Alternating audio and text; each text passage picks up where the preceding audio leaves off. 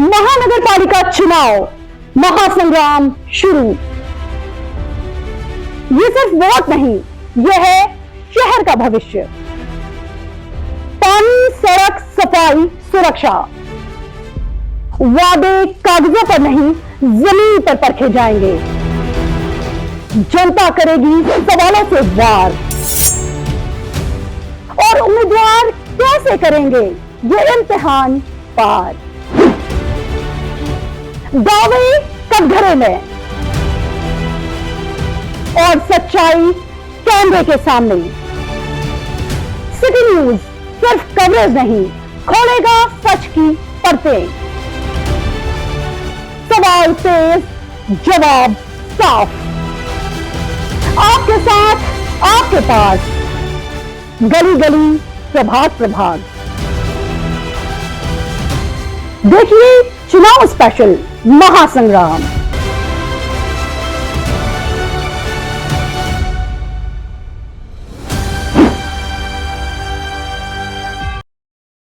नमस्कार, city news channel में आपका स्वागत है।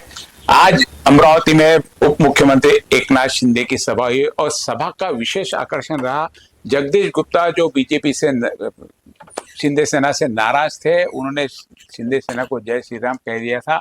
आज मान मनोलर करके शिंदे सेना में शामिल कर लिया गया। अब एंड इलेक्शन के वक्त पर जहां 10 दिन बाद चुनाव है, 10 दिन में क्या उपलब्धि हासिल हो सकती है, क्या पहले यदि शिंदे सेना में रहते तो क्या स्थिति रहती थी, और आज शिंदे सेना में इस समय पर उन्होंने वापसी की है जब करीब करीब सीटें खड़ी करना कहाँ खड़ी करनी चाहिए और 4 से 5 दिन प्रचार के बीत चुके हैं।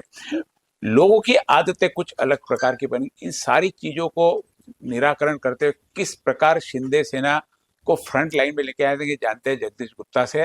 माजी पालक मंत्री है अमरावती के और अमरावती के नेता के रूप में जाने जाते हैं। भाजपा में के काल में मंत्री रहे हैं। जगदीश बाबू नमस्कार। नमस्कार जी। जैसा कि आज आपने घर वापसी नहीं कहेंगे, जिस घर वापसी तो आपकी यदि आप बीजेपी में जाते तो शायद होती। आपने शिंदे सेना के साथ में आप गए थे, फिर कुछ मतभेद हो गए थे मतों को लेकर। उन सारे मतभेदों का क्या निराकरण हो गया जिस कारण आप गए थे वापस? पहली बात तो ये घर वापसी जी। जहाँ भगवा है वहाँ मेरा घर है जी। इसलिए भाजपा में रहूं या शिंदे सेना में, घर ही या घर ही जी। और मैं घर के बाद जाने का कभी इच्छुक भी नहीं रहा। जहाँ भगवा है वो मेरा घर में अलग अलग रूम हो गए ऐसा समझ लो। माँ के घर से गए मौसी के यहाँ गए, मौसी के घर से आए माँ के घर में आए। एक आपने बहुत अच्छा विषय निकाला है कि समय जाने के बाद में इस महानगर पालिका में मेरे लिए चुनौती क्या है। तो निश्चित रूप से बहुत बड़ी चुनौती है। जो नियोजन हुआ था मेरे माध्यम से या मैंने जो नियोजन किया था उस नियोजन को समय पे मैं पूरा नहीं कर पाया, इसलिए फिर से शुरू करने का समय मुझे नहीं। अब जो परिस्थिति है उस परिस्थिति में कैसा अच्छा किया जाए इसका प्रयत्न निश्चित रूप से रहेगा। राजनीति में बहुत सारी चीजें रहती है, समय जाने के बाद में वह समय वापस नहीं आ सकता और इसलिए रोने से ज्यादा लड़ने पे मेरा विश्वास है। मेरी शिंदे साहब से भी ये बात हो गई है कि जो हुआ ठीक है, इस परिस्थिति में जो अच्छा हो सकता है वो करो और आगे बढ़ो। शिंदे सेना में युति और भाजपा की युति सिर्फ आपके कारण नहीं, वैसा सब चर्चा है कि आपने युति नहीं होने दी। फाइनल युति की बैठक में मुझे बुलाया ही नहीं गया, इसलिए मैंने युति नहीं होने दी। नहीं, आपने कुछ ऐसा माहौल तैयार कर दिया, ऐसा हुआ तो ही युति करेंगे तो नहीं करेंगे। आपने जरूरत से ज्यादा सीटों की डिमांड की जिसको जो भाजपा ने मान्य नहीं किया। आपको क्यों लगता है कि 30 सीटें शिंदे सेना को मिलनी चाहिए थी? मैं पहले दिन से बोल रहा था कि सम्मानजनक युति होना चाहिए, सम्मानजनक सीटें मिलना चाहिए। मैं जिस भी संगठन में रहूं उस संगठन का सम्मान कायम रखने की जवाबदारी मेरी भी है। जैसा मैं राजकीय क्षेत्र में मेरे सम्मान के प्रति सतर्क रहता हूं, वैसे ही किसी भी संगठन में रहूं तो उसका सम्मान रहना चाहिए, इस मत का मैं। और यदि बरोबरी का पक्ष है, उस पक्ष को 10-15 सीट में यदि बीजेपी बनवा लेती है, तो मुझे ऐसा लगता था कि ये सम्मानजनक युति नहीं है, संगठन का सम्मान नहीं है। इसलिए मैं उस, और एकनाथ जी शिंदे ने भी मुझे कहा था कि सम्मानजनक युति हुई तो ही करना है, नहीं तो नहीं करना।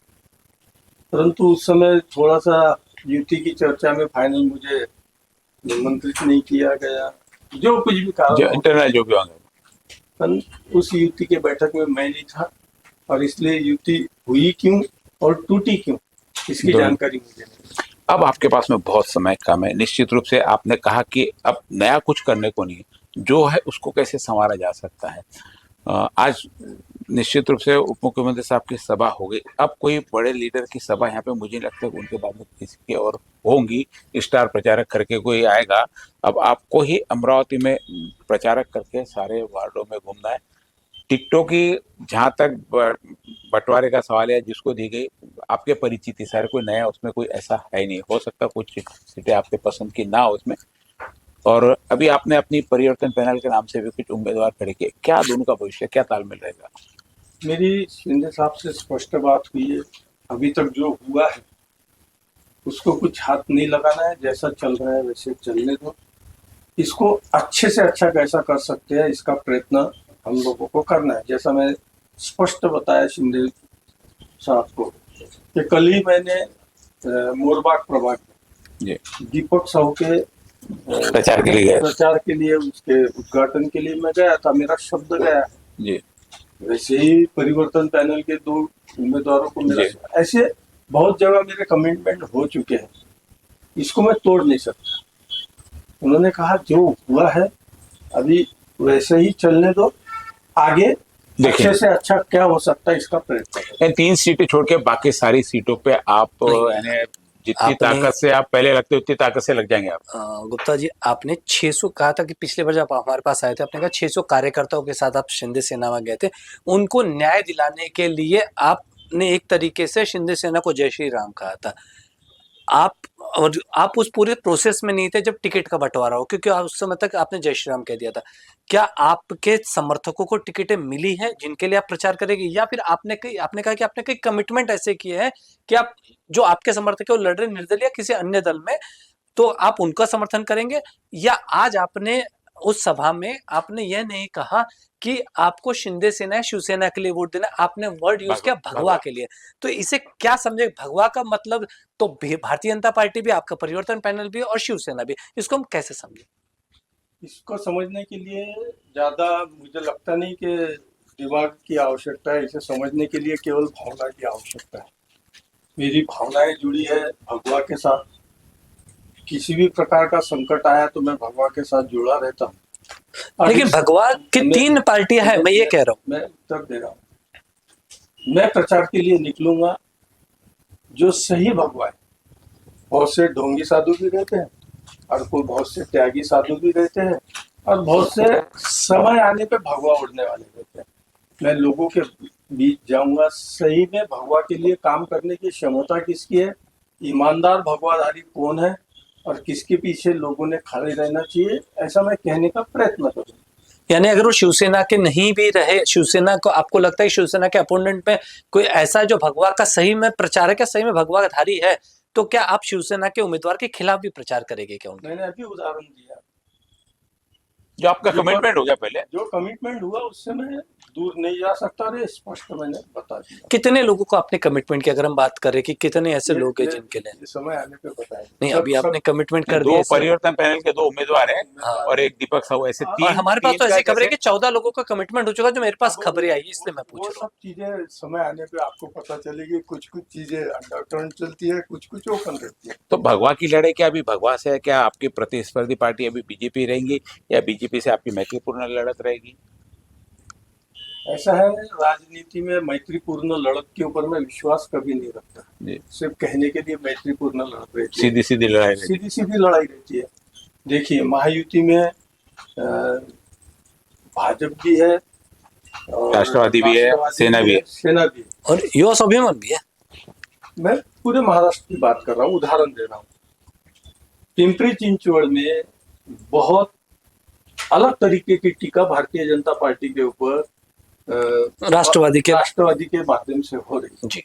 इसलिए बोल रहा हूँ कि चुनाव में मैत्रीपूर्ण लड़त, इसके ऊपर मुझे विश्वास नहीं है। ऐसा कोई शब्द है नहीं, सिर्फ हम अपने आपने मन को संतुष्ट करने के लिए अच्छा है कि हमारे मैत्रीपूर्ण लड़त में क्या होता है, सिर्फ एक दूसरे के खिलाफ नहीं बोलते, इसके अलावा लड़ाई तो वोट तो मांगना है। पिंपरी चिंचवड़ में तो खिलाफ ही बोला जा रहा है। ऐसा अनुभव मेरा कभी नहीं रहा कि मैत्रीपूर्ण लड़त में एक दूसरे के विरुद्ध नहीं बोला जाता है। यानी आप बीजेपी के खिलाफ सीधे सीधे वोट मांगोगे, अभी आप सीधे सीधे बीजेपी के खिलाफ वोट मांगे?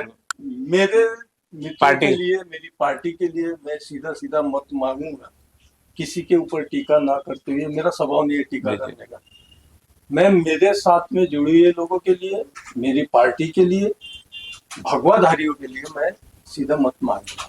क्या योजना आपके पास में, क्या वो योजना लेकर जाएंगे कि आपको क्या अमरावती के, क्योंकि आपको अमरावती की पूरी जानकारी, आप 40 सालों से लगातार आप राजनीति से जुड़े हैं और ग्राउंड की और लोगों की समस्या सब मालूम। महानगर पालिका के माध्यम से, चुनाव के माध्यम से क्या समस्या हल हो सकती है, क्या समस्या, क्योंकि आप जिस पार्टी से है वो मुख्यमंत्री है, निश्चित रूप से अधिकार आपके पास में है कोई भी चीज राज्य से लाने का।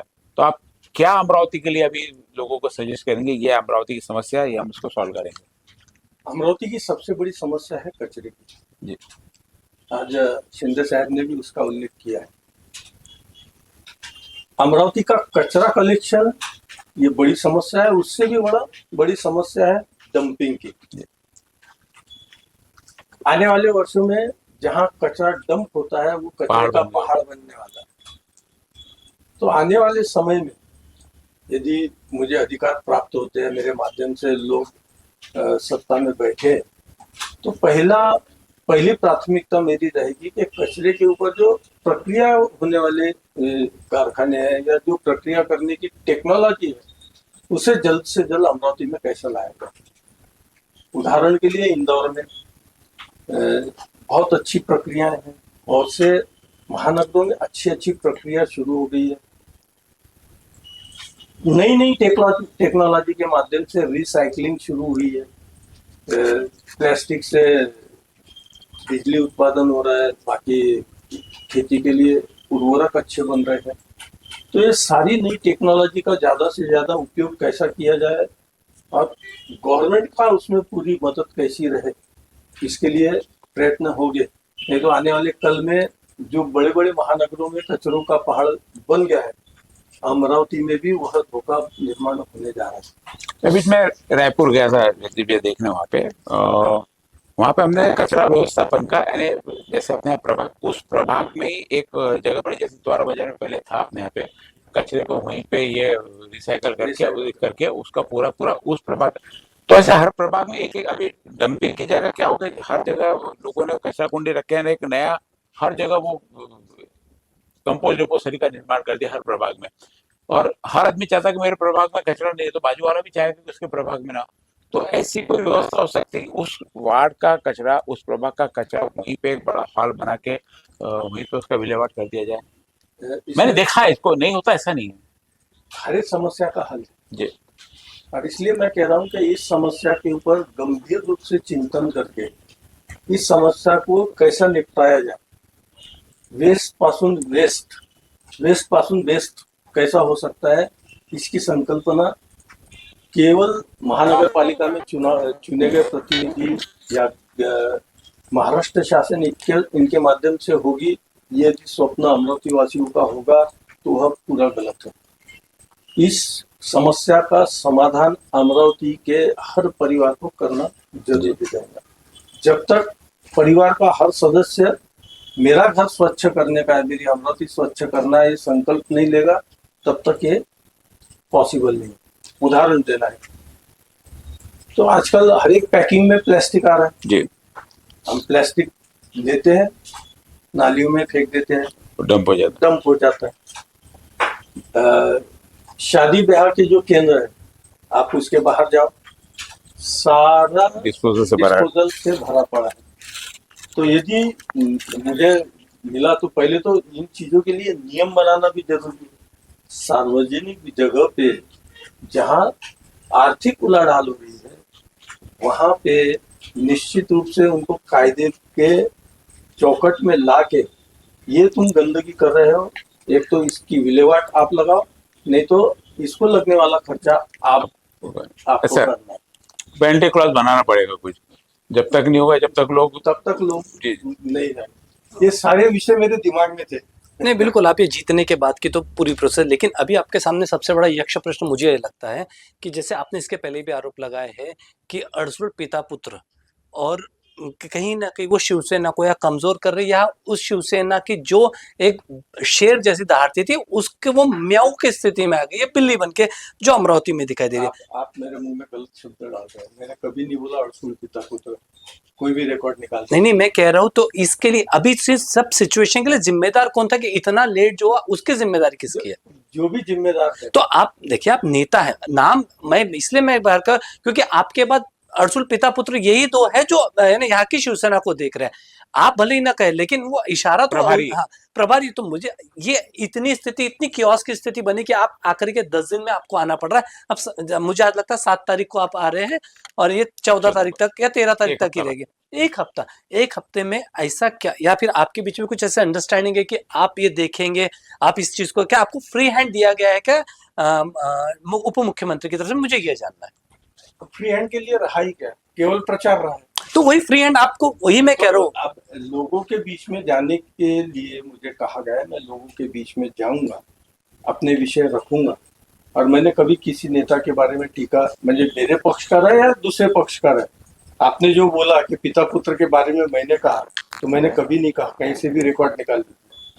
तो राजनीति इशारों पे भी चलती है, और आपकी राजनीति को इशारों की राजनीति से हमने कहा कि शायद, हम चलिए मैं अपना शब्द और अच्छे से कर लूँ, कि शायद इस यानी शिवसेना की इस दुर्गति के लिए, जिस तरीके का भी माहौल है, उसके लिए मैं जिम्मेदार चाहता था कि कौन है आके, क्या शिवसेना खुद जिम्मेदार है या क्या नेतागण है? ऐसा है, आपको स्वतंत्रता है कि आप आपका आकलन कुछ भी करें, उसमें हस्तक्षेप करने का मेरा अधिकार नहीं है, वो आपका आकलन है। परंतु मैंने किसी के ऊपर कभी टीका नहीं की। हाँ, मुझे जो नहीं पता मैंने बोल के मोकला हुआ। मेरे ये भी हो सकता है ना कि मेरे स्वभाव की कमजोरी रही है कि मैं इस स्वभाव का हूँ, शायद इसलिए मुझे अलग रखा जाता हो, कुछ भी हो सकता है। इसलिए ये आकलन करना आपका काम है, वो मेरा काम नहीं है। लेकिन आज जो बातचीत हुई है, जो परिस्थिति है, उस परिस्थिति में ज्यादा से ज्यादा अच्छा क्या हो सकता है, जैसा हम अमरावती के कचरे की बात कर रहे थे, उससे कैसे निपटारा जाए। राजनीति बहुत कचरा है। राजनीति में इससे भी ज्यादा गंदगी रहती है, उसको ज्यादा से ज्यादा अच्छे तरीके से कैसे सुधारा जाए, इसका प्रयत्न रहेगा। तो आप जिस पार्टी से, उस पार्टी के उप मुख्यमंत्री अच्छे प्रभावशाली कद्दावर नेता है, सत्ता में पार्टी आती है, महानगर पालिका में आती है, आपको ये तो अधिकार है कि आप अमरावती के लिए अच्छा उनसे मांग सको। चंदू, 43 साल के राजनीति में 2 बार सुखद अनुभव आए हैं मेरे को। पहला आया 1999 में, मैंने विधानसभा के चुनाव में निर्णय लिया था कि अब विधानसभा में लड़ूंगा नहीं। परिस्थिति मुझे मालूम थी और रिजल्ट भी उसी प्रकार से आया, आपको पता है।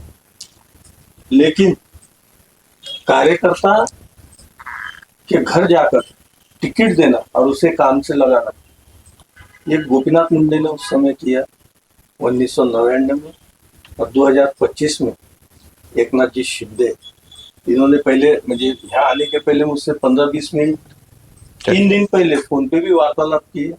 और इस बार एक छोटे कार्यकर्ता के पास आना, यानी कार्यकर्ता को सम्मान देने वाला नेता मेरी जिंदगी में 2 ही दिखे हैं, मुंडे जी के बाद में शिंदे साहब। और इसलिए मैं फिर से साधारण में, आपको भी पता है, निर्णय दिया तो उस निर्णय को मैं पालन करेंगे, बदलता नहीं। पर इस बार इतनी बड़ी व्यक्ति और कार्यकर्ताओं को सम्मान देने की जो भावना उनकी है, मुंडे जी के बाद में आज मुझे वो अनुभव आया, अनुभूति आई, इसलिए मैं फिर से सक्रिय।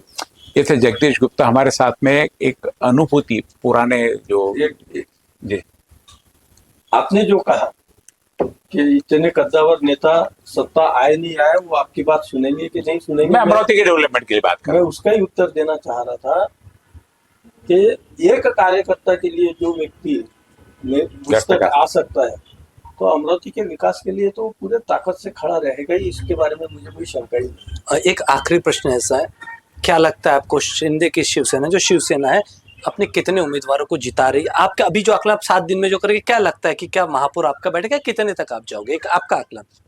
मेरा ऐसा मत है, मैं हमेशा बोलता हूँ कि लोगों के मैंने लोकशाही में लोगों की जो इच्छा है वही होती है, परंतु कभी कभी अभ्यास हुआ है, पेपर छोड़ना है, फेल भी हो जाता है, आदमी छोड़ने का प्रयत्न करता है। इस महानगर पालिका के चुनाव में बहुत सारे समाज सेवा के लिए उत्सुक हो गए, पार्टी है नहीं है, कौन सी पार्टी से क्या है, तो यह चित्र बहुत अच्छा है, मुझे ऐसा लगता है। इतने लोग समाज सेवा के लिए तत्पर है, लोगों की सेवा के लिए आगे आ रहे, तो इसके लिए मैं अमरावती का जो भविष्य है उज्जवल देखता हूँ। जो भी लोक प्रतिनिधि इतने तन्मयता के साथ अमरावती के विकास के लिए, अपने प्रभाग के लोगों की समस्या के लिए सामने आ रहे हैं, तो अमरावती का चित्र अच्छा रहेगा। रिजल्ट सम्मिश्र भी हो सकता है या एक तरफा भी हो सकता है। नहीं, पर मैं आंकड़ा एक आपसे, आपने इतना जो किया, आप आपने कहा पूरी सीटें पिछली बार हाँ। बोले शायद कि 15-16 सीटें हम ले आएंगे करके, ऐसा कि मुझे लगता है हाँ, लेकिन आपका अभी क्या एनालिसिस है, क्या उस समय भी मैंने यही क्या महापौर मैं आपको- शिवसेना का बैठ रहा है? मेरा प्रश्न यहाँ है, क्या महापौर शिवसेना का बैठेगा? आपकी क्या कोशिश रहेगी उसमें? 100% शिवसेना का महापौर बैठाने की कोशिश रहेगी, और थोड़ा सा मुझे खुद की बड़ाई करने से अच्छा, यदि कहीं खिचड़ी रही तो अमरावती का इतिहास रहा है कि मैं जब पालक मंत्री था तो मोर्शी में एक ही नगर सेवक था, उसको मैंने अध्यक्ष बनाने में यशस्वी हुआ था। कॉलेज के टाइम में भी किए थे आपने? वो कॉलेज तो वो समय हर एक प्रश्न का उत्तर आज देना ठीक नहीं। यानी बार्गेनिंग पावर आप रखोगे उस समय? किंग नहीं तो किंग मेकर की भूमिका निभाने की उत्सुकता है? नहीं, मैं तो कभी भी किंग मेकर बनने में विश्वास ही नहीं रखता, मैं तो किंग होने की कोशिश करता हूँ। कोशिश वही रहेगी। इसे हमारे साथ में माजी पालक, अमरावती के माजी पालक मंत्री जगदीश गुप्ता, जिन्होंने आज से वापस शिवसेना का दामन थामा है और एक नया नेतृत्व अमरावती को मिला। देखते हैं कि अब भविष्य में इस नेतृत्व के अंडर में कितने कार्यकर्ता दम लगाते हैं और कहाँ तक पहुँचते हैं, क्योंकि जगदीश बाबू ने कार्यकर्ताओं का निर्माण किया है, कार्यकर्ताओं को बनाया, ये हमने देखा है। अब इस शिंदे सेना की जहां अमरावती में कहीं पर कार्यकर्ता के रूप में पैठ नहीं थी, नई पार्टी है, इसमें पूरी जान फूंक कर किस प्रकार लाएंगे, अब आने वाले 16 तारीख को इस बारे में जानकारी मिलेगी, उसके रिजल्ट्स आएंगे। लेकिन शिंदे सेना के साथ में जुड़ने के साथ में अमरावती के विकास के लिए पार्टी यहाँ चुनाव जीतती है नहीं जीतती, प्रयासरत रहेंगे, ऐसी हम भी अपेक्षा करते हैं और उन्होंने भी यहाँ पे कहा है। आपका बहुत बहुत धन्यवाद।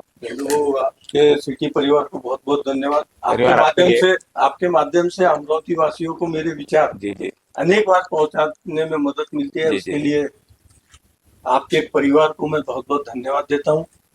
आपके मार्गदर्शन में अमरावती का विकास हो जी, आखिरी में लोकशाही हम आपके मार्गदर्शन में ही हैं। चौथा स्तंभ आप हो, आप कान खींचते हो तो नेता जागरूक होते हैं। आपके माध्यम से भी इस विकास की जो गंगा बहने वाली है उसमें आपकी भूमिका महत्व की रहने वाली है। धन्यवाद। जय श्री राम। जय श्री राम।